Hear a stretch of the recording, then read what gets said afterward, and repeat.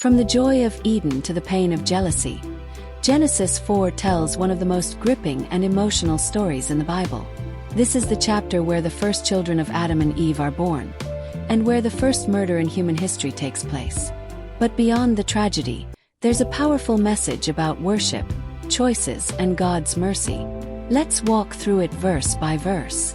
Genesis chapter 4, verses 1 to 2.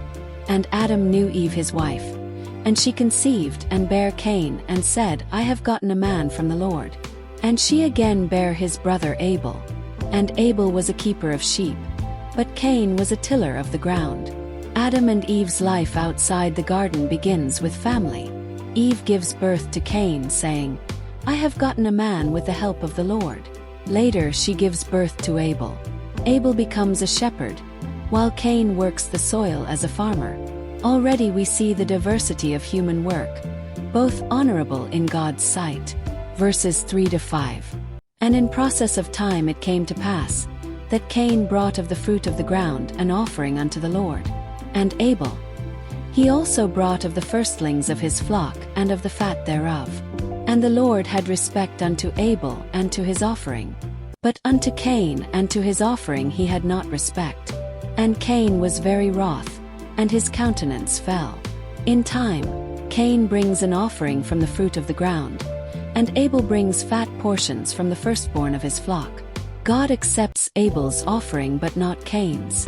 The Bible doesn't tell us every detail why, but Hebrews 11 verse 4 reveals that Abel's offering was given in faith and with the right heart.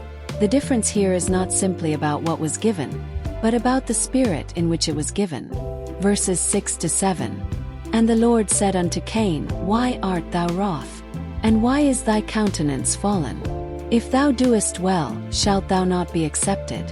And if thou doest not well, sin lieth at the door. And unto thee shall be his desire, and thou shalt rule over him. God speaks directly to Cain.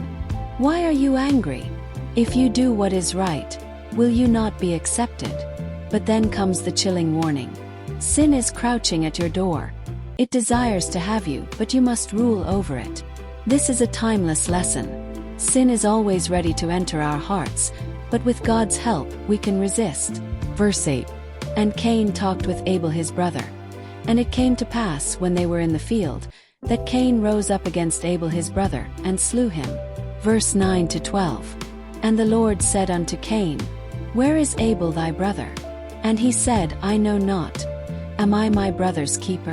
And he said, What hast thou done? The voice of thy brother's blood crieth unto me from the ground. And now art thou cursed from the earth, which hath opened her mouth to receive thy brother's blood from thy hand. When thou tillest the ground, it shall not henceforth yield unto thee her strength. A fugitive and a vagabond shalt thou be in the earth. God asks, Where is Abel your brother? Cain responds with the infamous question, Am I my brother's keeper? The answer, of course, is yes. We are responsible for how we treat others. God declares Abel's blood cries from the ground and pronounces judgment. Cain will be cursed from the soil and become a restless wanderer. Verses 13 to 16.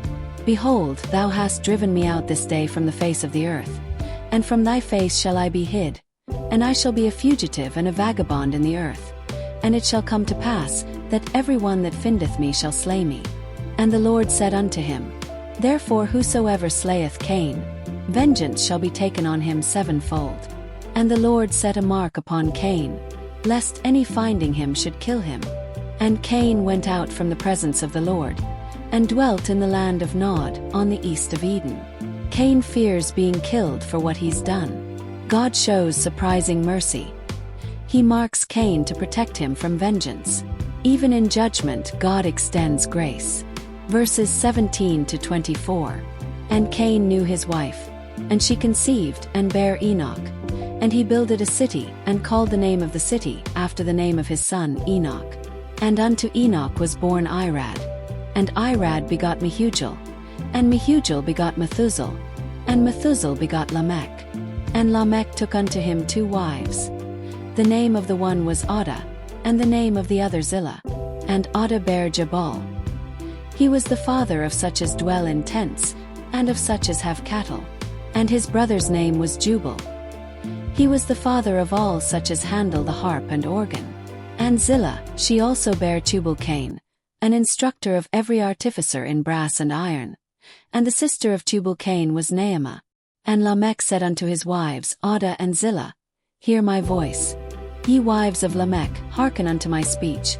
For I have slain a man to my wounding, and a young man to my hurt. If Cain shall be avenged sevenfold, truly Lamech 70 and sevenfold. The chapter traces Cain's family line, including Lamech, who sadly continues the cycle of violence. This shows how sin, if not dealt with, can spread through generations. Verses 25 to 26. And Adam knew his wife again. And she bare a son, and called his name Seth. For God, said she, hath appointed me another seed instead of Abel, whom Cain slew. And to Seth, to him also there was born a son, and he called his name Enos. Then began men to call upon the name of the Lord. Eve gives birth to Seth, saying God has granted another child in place of Abel. Seth's line begins to call upon the name of the Lord, hinting at the growth of a godly legacy. Genesis 4 reminds us that the real battle is in the heart. Worship matters to God, but so does the heart behind it. Sin begins with small seeds, but it can grow into destruction if we let it. Yet even in our failures, God offers mercy and a way forward. Until next time, Shalom, peace.